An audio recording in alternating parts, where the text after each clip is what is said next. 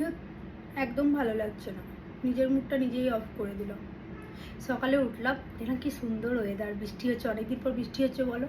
তো দেখলাম ওয়েদারটা কি ভালো, বললাম ব্লিঙ্কিট থেকে অনেক কিছু অর্ডার দেবো আজকে, ভালো মন্দ রান্না করবো বাড়িতে। আজ জিমও যেতে পারলাম না, বৃষ্টি হচ্ছে।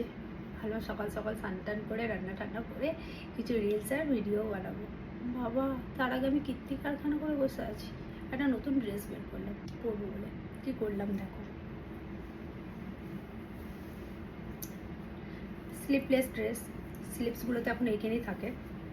তো আমার খুব তাড়া, আমি যেন কোথায় যাব, থাকবো বাড়িতে। তো এত লাফালাফি, দেখলামও না, স্লিপটা খোলার চক্করে আমি ছিঁড়ে ফেললাম জামাটা।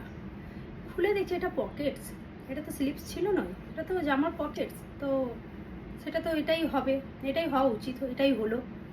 এখানে ইন্টারলকটা আছে, সেলাইটা যদিও করি বোঝা যাবে। তো আর কিছু করার নাই, আমার তো কাজ একটাও ভালো না। ছিঁড়ে ফেললাম যখন, আর কি করব, ছেঁড়া জামাটাই পরতে হবে আমাকে সেলাই করে।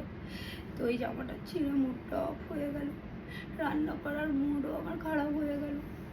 এখন এইটা নিয়ে মনে হয় সঙ্গে পড়ে থাকবো, কি আর করবো, ভালো লাগছে না, মুড অফ।